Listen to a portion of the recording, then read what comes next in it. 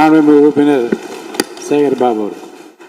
மாண்புமிகு பேரவைத் தலைவர் அவர்களே, இந்து சமய அறநிலைத்துறை கொடைகள் என்ற ஒரு சட்டம் இருக்கின்றது.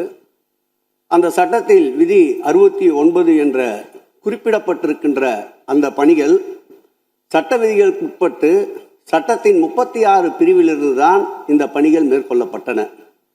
குறிப்பாக ஏதோ அமைச்சரே முடிவு செய்து திருமண மண்டபங்களையும் வணிக வளாகங்களையும் ஏற்படுத்துவதற்கு உத்தரவிட்டதாக மாண்புமிகு அமைச்சர் அவர்கள் அவைக்கு உண்மைக்கு புறம்பான தகவலை தந்து கொண்டிருக்கின்றார். ஒவ்வொரு திட்டங்களும் அன்றைய காலகட்டத்தில் இருந்த சட்டப்பேரவை உறுப்பினர்களுடைய பரிந்துரையின் அடிப்படையில், சட்டப்பேரவை உறுப்பினர்கள் கேட்டுக்கொண்டதற்கு அடிப்படையில் தான் அனைத்து திட்டங்களும் அந்த காலகட்டங்களில் கொண்டு வரப்பட்டது. அதோடு மட்டுமல்ல, உறுப்பினர் அவர்கள் குறிப்பிட்டு கூறினார், குன்னூரிலே மல்டி லெவல் கார் பார்க்கிங் கொண்டு வரப்பட்டது என்று. அங்கே இருக்கின்ற 56 கோயில்களையும் நான் குன்னூரிலே 5 நாட்கள் ஊட்டியிலே முகாமிட்டு அனைத்து கோயில்களுக்கும் நேரடியாக சென்று ஆய்வு செய்தோம்.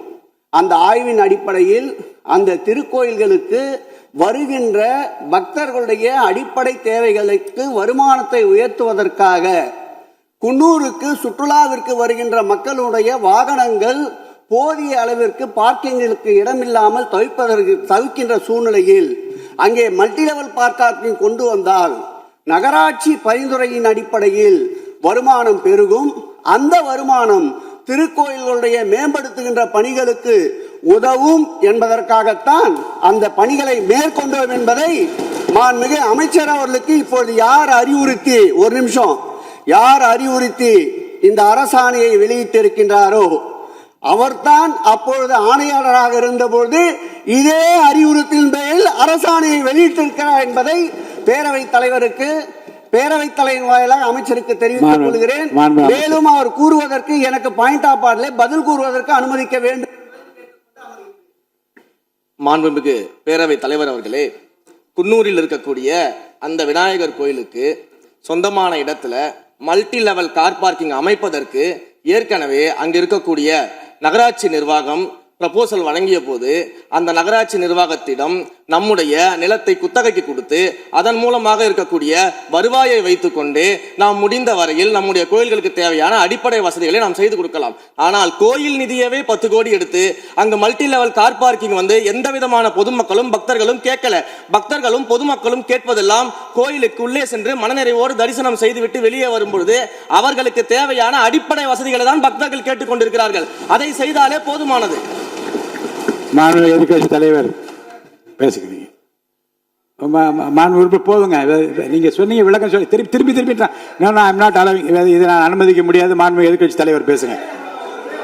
போதும், நிறைய நீங்க பதில் சொல்லிட்டீங்க. பாருங்க, மல்டி லெவல் கார் பார்க்கிங் தேவைன்னு அவர் இல்லைன்னு சொன்னாரு, ஏன் போட்டு நீங்க சொல்லிட்டீங்க. அதோட விவாதம் முடிந்தது. மாண்புமிகு எதிர்க்கட்சி தலைவர் பேசுங்க. நீங்க திரும்ப எதுக்கு பாயிண்ட் பாடுற? இனிமே எதிர்க்கட்சி தலைவர் பேசி முடிக்கிற வரைக்கும் குறுக்கீடுகள் அவசியம் இருந்தால் அனுமதிப்பேன், அனுமதிக்க முடியாது. எதிர்க்கட்சி தலைவர் பேசலாம். ஒரு குற்றச்சாட்டு இல்ல, அவர் விளக்கம் தான் சொன்னார். என்ன குற்றச்சாட்டு சொன்னாரு? அவர் விளக்கம் சொல்லிட்டாரு. மாண்புமிகு எதிர்க்கட்சி தலைவர் நீங்க பேசலாம். இனி மாண்புமிகு எதிர்க்கட்சி தலைவர் பேசி முடிக்கிற வரைக்கும் எந்த குறுக்கீடுகளுக்கும் நான் அனுமதிக்க முடியாது. அவசியம் ஏற்பட்டால் விதிகள் உட்பட்டு அனுமதிக்க வேண்டிய உரிமை எனக்கு இருக்கிறது. இப்போது மாண்புமிகு எதிர்க்கட்சி தலைவர் பேசலாம். சொல்லிட்டீங்க. நீங்க பதில் பாருங்க, அவர் சொன்ன உடனே நீங்க பதில் சொல்லிவிட்டீர்கள். குற்றச்சாட்டு அல்ல, விளக்கம் சொன்னார் அவரு. 10 கோடி ரூபாய்க்கு இந்த இடத்துல 10 கோடி ரூபாய்க்கு கோயில் படத்தை எடுத்து ஏன் பயன்படுத்தினீங்க, அது வேற எதுக்கு பக்தர்களுக்கு பயன்படு விளக்கம் சொன்னார். அவ்வளவுதான். குற்றச்சாட்டு எப்படி வராது? உங்க மேல குற்றச்சாட்டு வைக்கலையே, தவறா பயன்படுத்தினீங்க, அதுல தவறு நடந்து அவர் சொல்லலையே. அதை குற்றச்சாட்டாக எடுத்துக்கொள்ள முடியாது, விளக்கமாகத்தான் எடுத்துக்கொள்ள முடியும். மாண்புமிகு எதிர்க்கட்சி தலைவர் அவர்கள் பேசலாம்.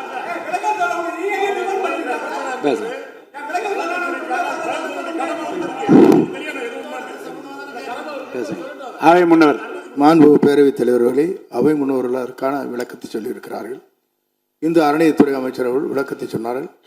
நீங்கள் அதற்கும் விளக்கத்தை கேட்டு பதிலளித்திருக்கிறீர்கள். மீண்டும் அவர் சொல்வதற்கெல்லாம் பதிலளிப்பதற்கு அவை நேரமில்லை. மாண்புமிகு எதிர்க்கட்சி தலைவர் அவர்கள்.